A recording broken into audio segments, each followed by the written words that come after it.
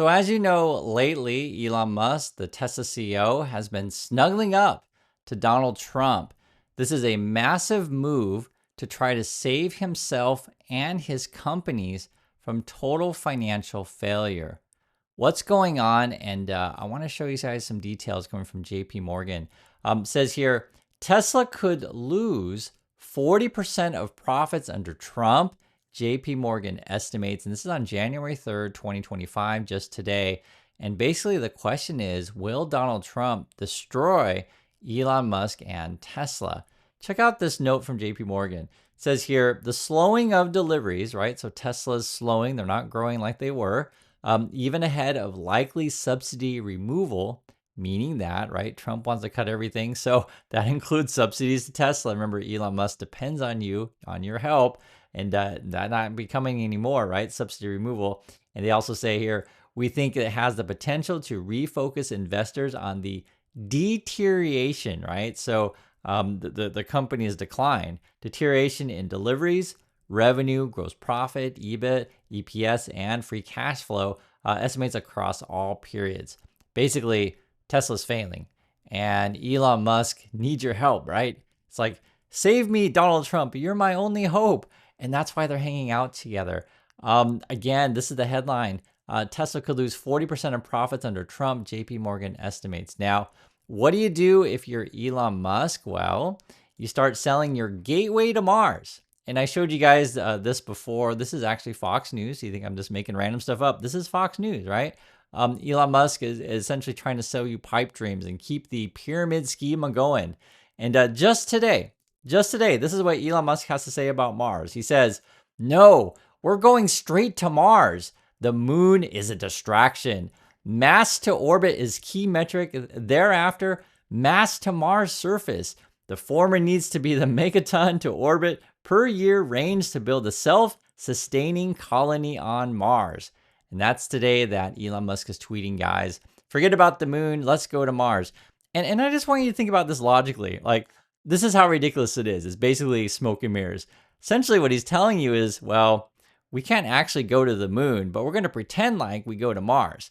And we're going to try to fool all of these idiots to say, okay, the moon is not important, guys. Let's just go straight to Mars because we're so awesome. But I'm calling BS here. I'm just like, you can't even go to the moon and you're pretending you can go to Mars. That's literally what he says. No, we're going straight to Mars. The moon is a distraction. I'll tell you what else is going on. Twitter is failing. And a lot of people think, okay, Chris, you're so silly. Elon Musk is the genius, the best genius in the whole world. How could he possibly be failing? I just showed you guys, right? Even JP Morgan is saying without Trump, Tesla could fail. And if you don't know, Elon Musk's wealth is tied to Tesla very heavily. Now, he tried to diversify, right? Tried to, mix up the ways that he makes money. But his recent choice in Twitter has been an absolute failure. You can read the headline here. This is an older one. Elon Musk's Twitter takeover is now the worst buyout for banks since the financial crisis. He had to cobblepot, is that the right word? Cobble together all these financial deals to try to get the thing to work. He had to take out this massive loan, $13 billion. These people aren't as rich as you think they are, right? And let me show you this. And you have to understand why Tesla could losing 40% profit with Trump, like the snap of a finger, could really, really hurt him. This is an old pie chart, right? You can probably try to find a newer one. I'd found the most recent one that I could find, but it was basically saying, Elon Musk's net worth, 80% comes from Tesla, 40% from SpaceX, and 5% from other. He's essentially saying, he can see the writing on the wall, but he knows Tesla's going down and essentially try to diversify. He tried to into Twitter, and it just didn't really work out so well for him, as you guys know. And he keeps, getting angry and angry. He even sued people for not advertising on Twitter. That's how bad that it got. And his Tesla situation is actually pretty worse off as well, as he had this pay package thing in place.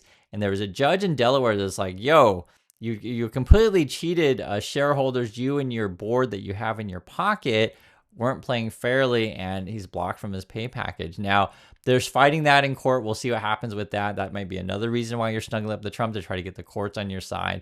But guys, this guy's in way worse shape than you realize. You also got this. He knows that he's behind because he's trying to start a new AI company. He knows he's behind OpenAI, and so he's in a lawsuit spat with them. right? This guy sues people, he gets sued, he's trying to snuggle up to Trump to try to get those government subsidies or special tax breaks or whatever. But this is, all in efforts to save himself. And, it's hard to do that because at the end of the day, you still have to convince consumers to buy your products. But with say Tesla, with your wealth is tied to, people who initially bought Teslas don't like you, right? You essentially sold Teslas to Democrats in California. That's basically what it is, and you've really shifted way to the right. And I'm pretty sure, guys, those pickup truck drivers, right, who are essentially Republicans, they're not going to buy your Tesla. He knows it. He sees the writing on the wall. And then now you got Donald Trump, who can essentially, get the snap of the fingers, remove 40% of your profits. You're in trouble. You also got this. This was actually an interesting one. Someone gave some estimates on how much money are you down on Twitter, and I'll read it to you guys. This is on December 15th, 2024, so a recent estimate. And it's hard to know for sure because, again, people like a Musk, people like a Trump, they inflate their wealth. So this is what it says. So let's read through it together. It says, by my math, Musk et al. Have about 33 billion invested in X. Okay, right? X is now Twitter, or Twitter's now X, I should say. That's 44 billion to buy out Twitter's shareholders, plus the 2.5 billion on expenses, less the 13.5 billion that X borrowed. So trust me, I know it's convoluted, but just keep going here. Even at Fidelity's new valuation, the original 33 billion of equity is down by about 23.7 billion. Musk is down about 18.6 billion. His co-investors who put in 7.1 billion into the deal are down about 5.1 billion. So this person's estimating Musk is down 18.6. And other people are down 5.1. And it's kind of interesting. It also says here, sure, Musk, the world's richest person, may laugh off those losses, but to Barron, Fidelity, and Musk's 17 other co-investors, those big losses are no laughing matter. On top of that, right? So in the past, Musk would say, ha ha ha, it's just money. I don't care about money. I'm so rich. But remember, his money is tied to Tesla, and Tesla's facing some very, very stiff competition. Check this out. Tesla's annual China shipments from Shanghai dropped for the first time. And we saw this before. I showed you guys some charts to where they were growing, now are under decline. You can see they're dropping also in Shanghai. Last time I showed you globally. And this is what else he has to face. GM and Ford are actually doing okay. It says GM Ford report best annual U.S. sales since 2019. Tesla's in decline. GM and Ford are on the rise. Not only that, you got BYD coming up, right?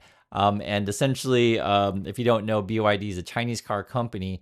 And basically, right, how Chinese car companies or say any of these companies work, they copy your tech, right? They copy your tech, figure out a way to make it cheaper, and they'll undercut you, and then it eats your margins because you have to lower your prices also.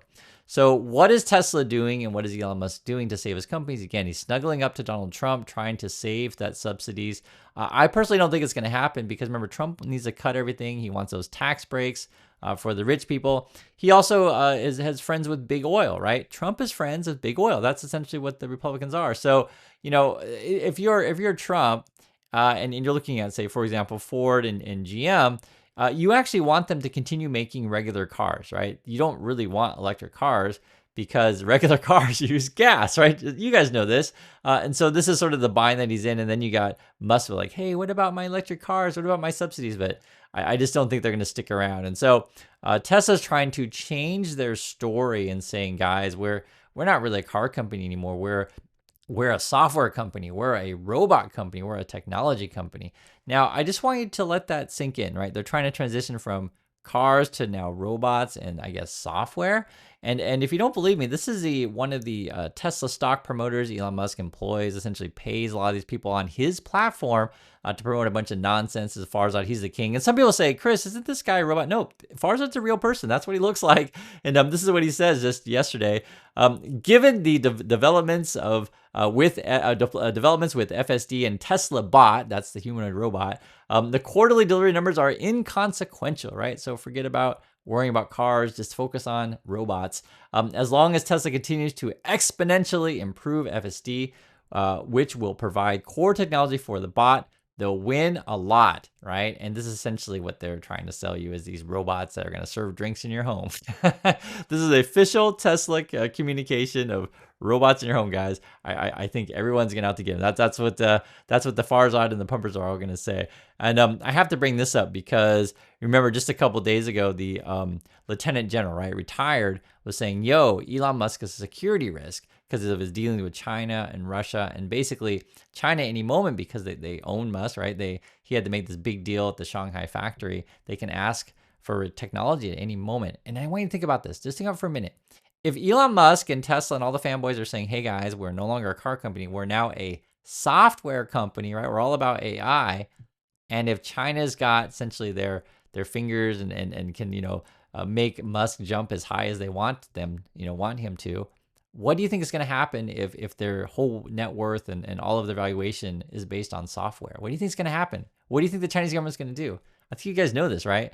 I think pretty easily to see that ultimately the tech from Tesla, right, if it's software, it can easily go to Chinese companies, and then suddenly Tesla won't have an advantage anymore and they'll get undercut, right? I think you guys can all see this coming. We see it in several industries. And this is why basically, right, this Chinese car maker BYD is just doing fantastic. They can sell for cheaper and they can essentially, come in at a pretty good value to price point. And that's what consumers want at the end of the day. At the drop of a dime, consumers will change their loyalties, because in the beginning, if you're the only show in town that was Tesla, and if you want to buy an electric car, that's like the only brand. And now suddenly you have all these choices and they're cheaper, right? Just think about that. I think the choice is obvious for many people. It says here, foreign phone sales plunge 47% in China, spelling trouble for Apple.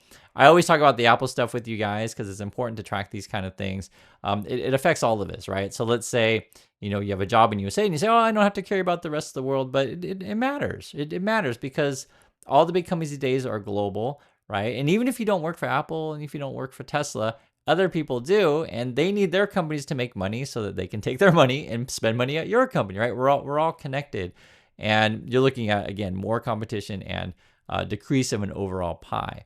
On top of that, and I've showed you guys before, but I'll show you again in case you don't know, Waymo is one of the competitions in this robot driving stuff with Tesla. They made a partnership with Hyundai, right? They're like, you know what? I think the Hyundai tech is better. Let's go with them. And pretty much, Tesla's selling you pipe dreams. And again, that's why Elon Musk is be like, yo guys, it's all about Mars. It's all about robots. And it's just a bunch of nonsense. And on top of that, right, look at this. And I'm relating to Apple, because I want you to understand that it's not just Tesla that's having struggles. It's also Apple. Headline, Apple stock falls. iPhone discounts and weak China sales aren't helping. Right. These days in China, you can buy a Huawei or I think OnePlus or Xiaomi, all these other phones that are frankly not bad. And essentially, like, do you want to pay 30% more, maybe 40% more for an Apple iPhone? And there's even something else that's really interesting. Remember, Apple iPhone these days is trying to push AI to you, right? They're saying, oh, AI is going to be the future. It's an Apple intelligence. The problem is in a place like China, it's going to be tough getting it through regulations.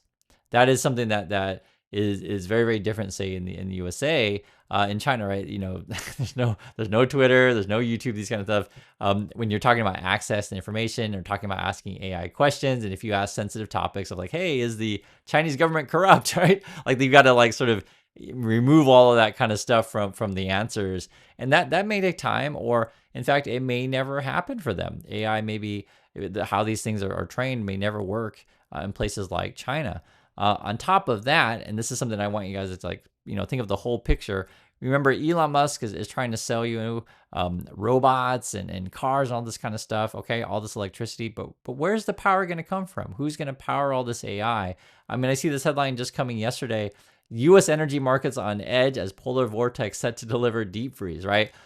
If you have a choice, if you have a choice, do I want to heat my home or do I want to power my robot and my electric car? Which are you going to go for? And ultimately, we're just not going to have much power to meet all of the needs that we supposedly need. And I say supposedly, like, do I really need a human robot in my home, right? Do I need to have all this AI stuff that eats up a lot of power also? Because guys, you may not, realize, like, when you use whatever chat bot you're doing on your phone or your computer, that's sending through the internet to whatever cloud data, center that they have, and that takes up a lot of power too, right? All these things require power, and again, with your electric cars. And so that's why it's going to be tough to replace all the gas cars with electric. And I'm not against electric cars. I'm just saying, I'm just talking practicality. There may not be enough electricity for it at this given stage with our current technology. On top of that, you can check this out here. And because like sometimes people say, you know, Chris, how could the richest dude in the world, how could he be financially struggling? Because he's got a lot of people to take care of. He's got a lot of mouths to feed. He's got a bunch of kids. And if you don't know about this, I talked about this before on the channel. He's got a bunch of bodyguards. He's got like 20 bodyguards. And it's really funny. His code word that the bodyguards use to describe him is Voyager. If you're curious, like Voyager's over there, Voyager's over here, and the guy has so many bodyguards that like he has to have them clear the bathroom at his own workplace at Twitter in order, and so he can use it. You know, these kind of people, they're always looking over their back, right? Because Elon Musk, Donald Trump, they're always firing people. They're denying people their pay packages. They're, you know, basically cheating people. They're sexually harassing people. And all this stuff kind of adds up. And essentially you're looking over your shoulder all the time. And so they can't go anywhere without their 20 bodyguards. It's pretty insane. And just that adds up, plus your kids. And then you're over leveraged on your Twitter deal. You're worried about, you know, will government subsidies come in for Tesla? It's a lot worse than you think. And on top of that, like every day on Twitter these days, he's getting involved with UK politics. It keeps getting worse. This is what I'm reading today here. It says Elon Musk is posting nonstop falsehoods about grooming gangs. I can't even show you his post. I mean, look at it and you'll see there's a lot of swearing, bad words, and just a lot of misinformation and inappropriate stuff. We'll just put it that way. Here's another one. Elon Musk boosts far-right propaganda on UK abuse gangs. Again, this is on January 3rd, 2025, all coming out today. He's supporting this right-wing dude in the UK, and people in the UK have already said, yeah, this Tommy Robinson guy is no good. And then this is also today, just a few hours ago, he's going to host some sort of live chat with this far-right person in Germany, Alice Weidel. I guess these people are like AfD, which is like this far-right party. They want to, you know, leave the EU, this kind of stuff. And many people have said that these people are also sponsored by essentially Putin and the Russians. So that's the stuff that Elon Musk is getting involved in. And it's insane, right? The whole thing is insane. But it makes sense if you put it in the context of, okay, my wealth is tied to Tesla.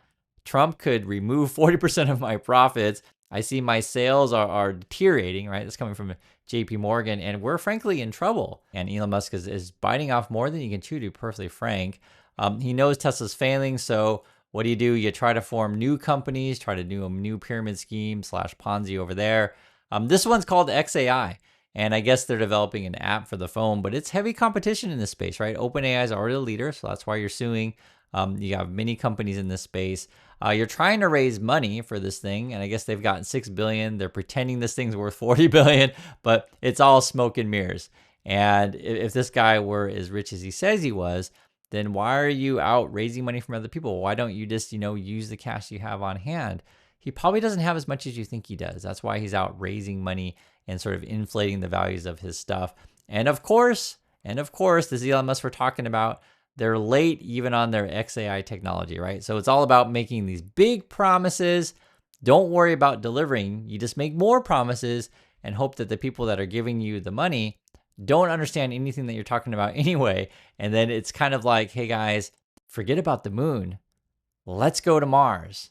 That's the story of Elon Musk, and Trump is going to be a big, big part in this in 2025. So let me know your thoughts. Do you think Trump will decimate Elon Musk this year? And I'll catch you in the next video.